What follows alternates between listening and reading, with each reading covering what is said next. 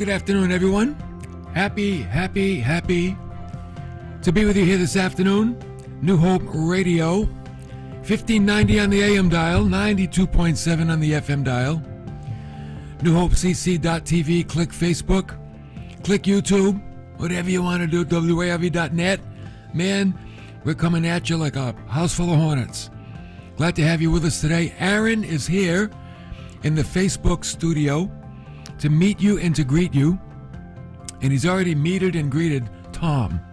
And Tom is here. Tom gets the prize today. First one to chime in today. Glad to have him. Today we're going to wrap up our series. Craig is chiming in. Number 2, second place. The Craigster. Second, Debbie, third place. Debbie. Okay. Got a lot going on. A lot of people checking in. Glad to have everybody with us. Whatever way you're listening, we're glad to have you today. Going to wrap up our series on Joseph. It's going to be a really good, important series. And this is why. Because I've noticed that in this life, everyone has a past. Have you noticed that? Do you know anybody that doesn't have a past unless they were like just born? I've also noticed that some, maybe many people, have a hurtful past. They have a hurtful past because of things that were done, or maybe things that were said, or things that just happened to them. And it's left wounds, and it's left scars on their hearts. And I believe that God has noticed this too. But you know what's so great about God? One of the many things, He has given us a way to overcome that hurtful past. The hurtful past is real. There's no denying it. But you can be an overcomer. And that's why the life of Joseph is so important. It's such a beautiful example of what we saw yesterday, overcoming disappointment, and what we're going to see today, overcoming your hurtful past. So that's why we use his life to communicate these truths. And we're going to see today that victory is possible. And not only victory, oh, here it comes, blessing. That there is a blessing that waits for you when you overcome your hurtful past. Paula and Donna, they're going to find out about this along with everybody else today. So, here's what we've seen about Joseph so far. Quick review. Sold into slavery by his jealous brothers. Falsely accused of advances, sexual advances by his boss's wife. Thrown into an Egyptian jail where they forgot all about him. Until, here's the key. That's a good word sometimes. Until. You're in a bad spot. Until.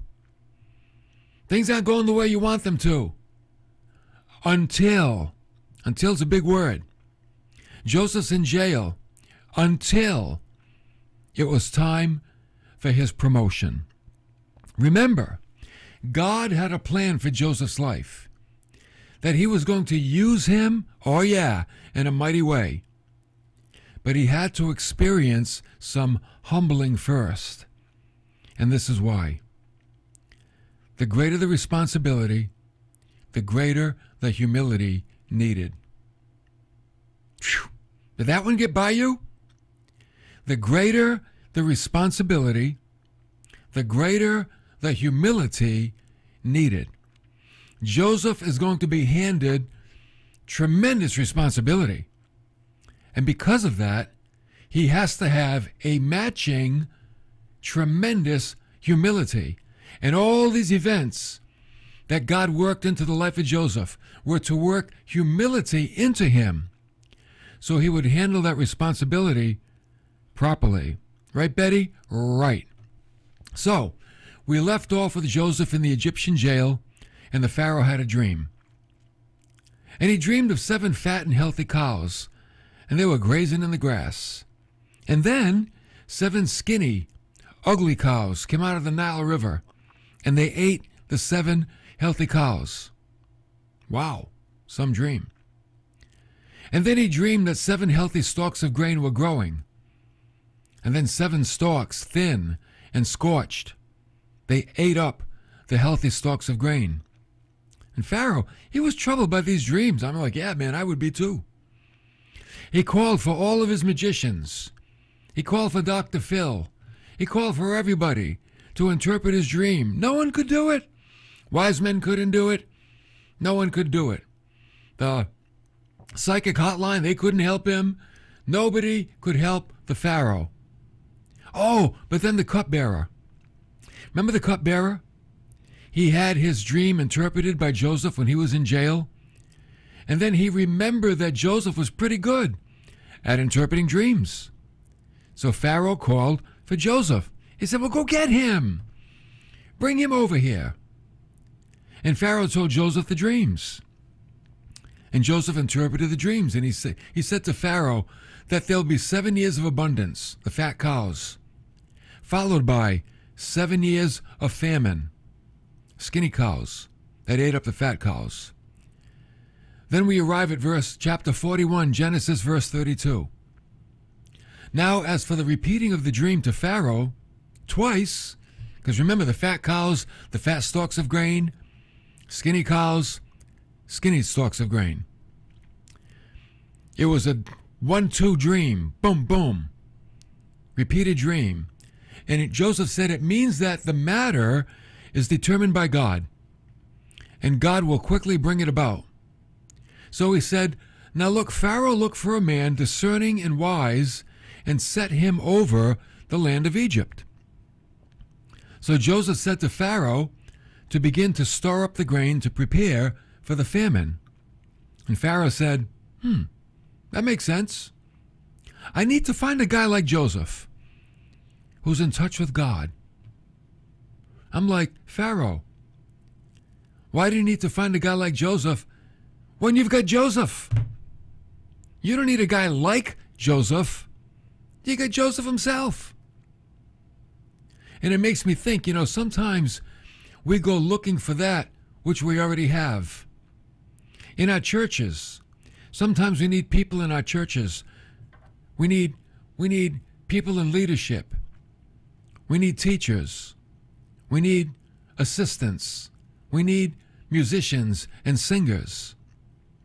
And sometimes we're tempted to go outside the church because we need to find these people. But you know what? Many of them are sitting right there in the church.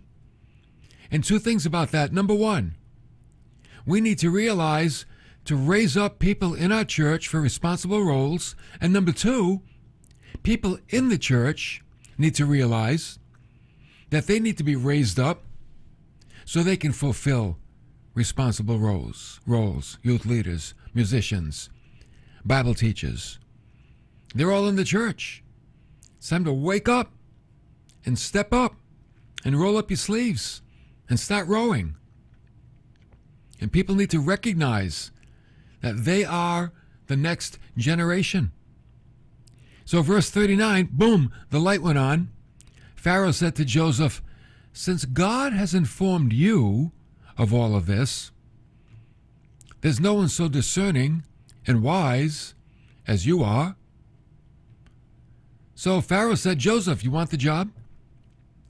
And Pharaoh not only put Joseph in charge of the grain, but he made him, are you kidding me? He made him second in command over the whole kingdom. Remember, God had a promotion for Joseph, but man, he needed to be humbled and he needed to mature because this was a big commission. I would say God had a pretty good plan for Joseph, even though he had to go through what he did. Remember, humility must precede responsibility. If you have great responsibility without humility, you're going to mess the whole thing up. You're going to mess it all up. You've got to develop humility to meet your God-given responsibility. Mark's checking in. Welcome aboard. So never give up when God is working in your life. Sometimes he works. It's kind of tough. Joseph went through it, right? falsely accused, forgotten, betrayed. He went through it. It was all God's plan to bring him to where he wanted him. So when the famine came, he's shining now.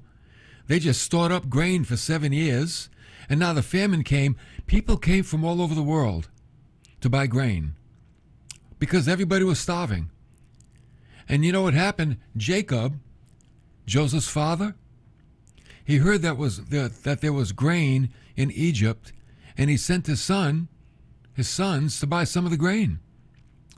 Now, when the brothers arrived in Egypt, guess what? Joseph recognized his brothers, but they didn't recognize him. Remember, Joseph, he looked like an Egyptian. He wore Egyptian clothes. I'm sure he spoke Egyptianese, right? That's what you say, Egyptianese. Egyptian, right? So the brothers came to Joseph. Joseph knew who they were. They didn't know who he was. A few other things transpired between Joseph and the brothers, and they went back and forth. They made a few trips, buying grain, bringing it home, coming back, getting more grain, bringing it home. All this time, they didn't know who Joseph was. Then on their last trip to Egypt, Joseph could not control himself before all of those who stood by him, and he cried. And he cried out, "Have everyone go from me." And there was no man with him when Joseph made himself known to his brothers. It was just Joseph and his brothers. And Joseph wept so loudly that the Egyptians heard it. And the household of Pharaoh heard of it. And Joseph said to his brothers, "I am Joseph." Can you imagine what the brothers felt? "I am Joseph." And then he said, "Is my father still alive?" But his brothers, they couldn't answer him. They were dismayed at his presence. I think they were more than dismayed. I think they were like shocked. Joseph now speaks to his brothers. Here it comes. This is the key right here. He speaks to his brothers from his new heart. Joseph has a new heart. He's been through very difficult times, and on the other side, he came out with a brand new heart. He didn't come out bitter. He came out better. See, we're all going to go through difficult times. And the question is, will I come out bitter or will I come out better? And Joseph said to his brothers, he said, "Don't be grieved or don't be angry with yourselves because you sold me here. For God sent me before you to preserve life." Wow.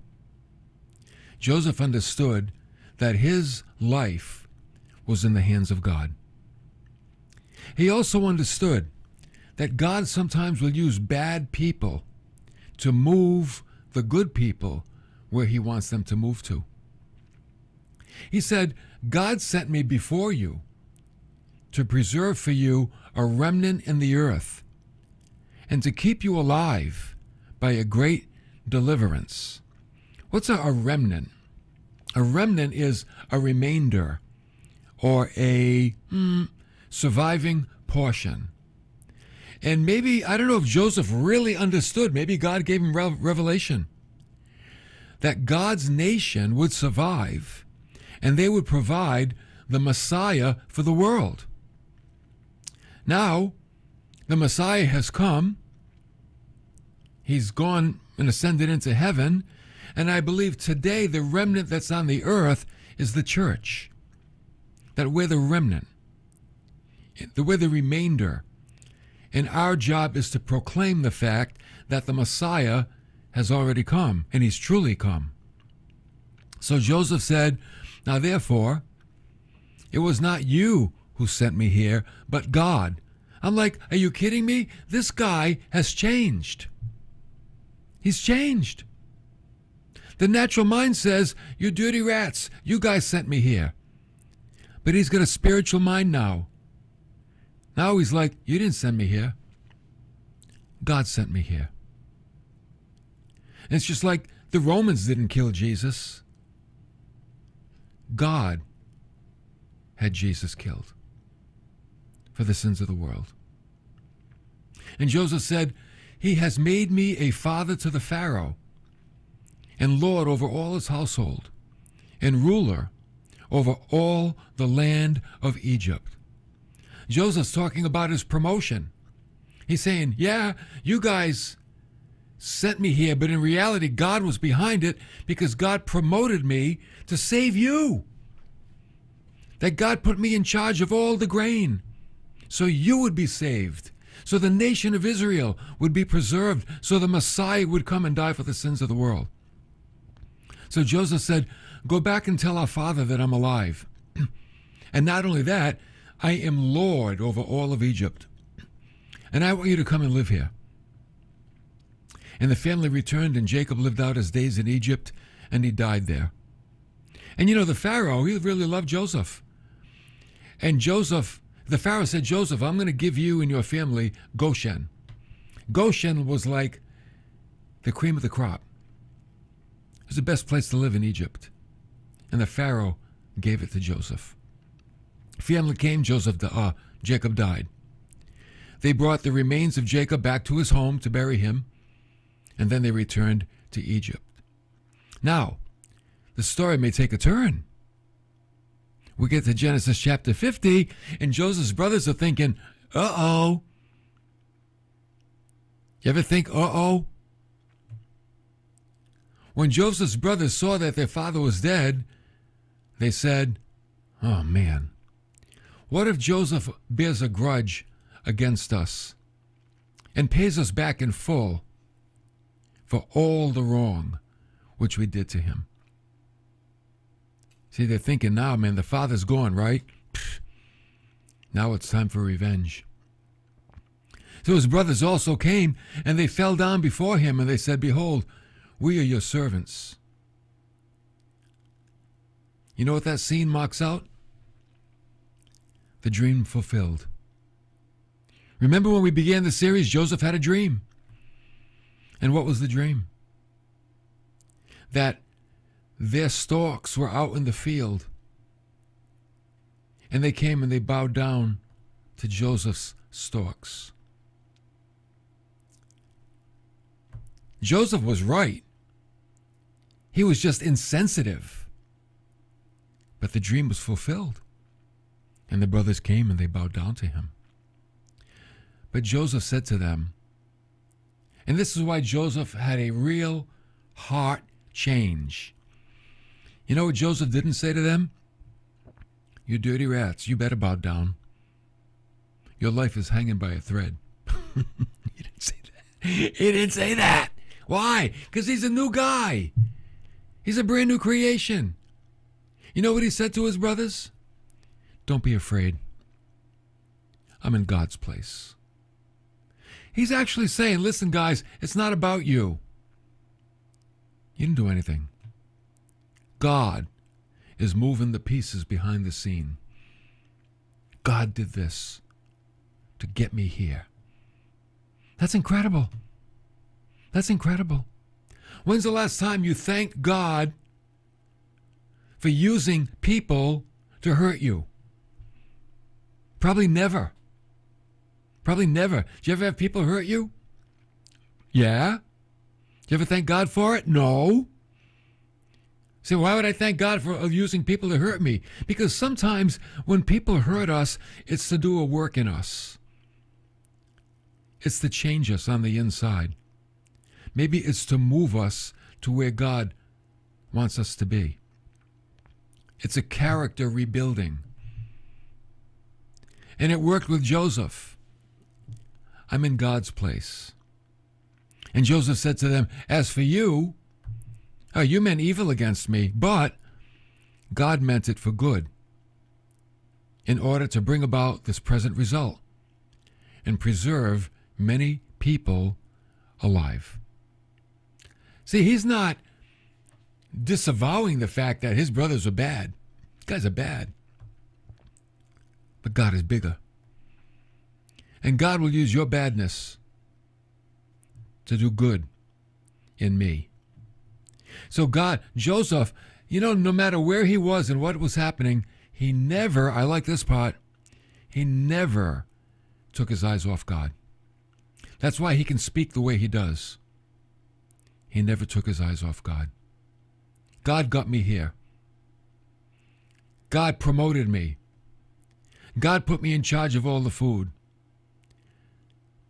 God wants me to save your sorry lives because God's going to raise up a nation. You see, Joseph is focused on God. You might say that he forgave his brothers, but it's even more than that. He demonstrated his deep faith in God. Because the greater the hurt you forgive is because of the greater the faith you have in God and his plan for your life. I've noticed people with little faith forgive little. Oh, they might say they have a lot of faith, but no. You know why? The evidence of faith is found in forgiveness. Yeah. If you say you have great faith, then you should have great forgiveness for people. Now, forgiving them doesn't mean you go out for lunch with them. Forgiving them means you have no sad or bad feelings towards them. You just, okay, I forgive you. Now go away. That's okay. You don't have any grudge. You don't have ill feelings. I have people I've forgiven. I don't want them in my life, but I've forgiven them. I have no grudge, no nothing. But I'm not going to go out for coffee with them. Why? Because I don't need to. But they're forgiven. I wish God's best on them, and hopefully they're in heaven. Or they'll go to heaven or whatever. So Joseph didn't excuse their evil. He saw it as a tool of God, that God used it. See, forgiveness is one aspect of faith in God, but there's many more. Another way to demonstrate faith in God is through our service. We serve. That's a demonstration of faith. We have a generous spirit. That's a demonstration of faith. We're kind. We're helpful. All these things demonstrate that we have faith in God. So how does one overcome their hurtful past? Here it is. Number one, keep your faith strong in God and live in it. Number two, recognize God's hand moving in your life to bring you to the place that he wants you to be. Always look up. Is God in this? Is God moving me somewhere? Number three, let hardships be your best teacher. Learn from them. Learn from the difficult times. Learn from your mistakes. Learn from trials. Learn from errors. Learn from your struggles. God has allowed them to be great teaching tools in all of our lives. And, the more hurtful things happen, the smarter we should be, the wiser we should be. I love the story of Joseph. And I love how Joseph just wraps it up, Maybe you meant it for evil, but God meant it for good. The story doesn't end with Joseph consumed with his brothers. The story ends with Joseph consumed with God. Oh, big difference. Big difference. If you're consumed with the people that hurt you, you'll be down in the dumps and you will live there. If you're consumed with the God that loves you, you will be on top of the mountain. We all have to make the choice. What will I set my affections on? Will I set my affections on things of the earth? Or will I set my affection on things above? That's the question. And guess what? We make the choice. We make the choice.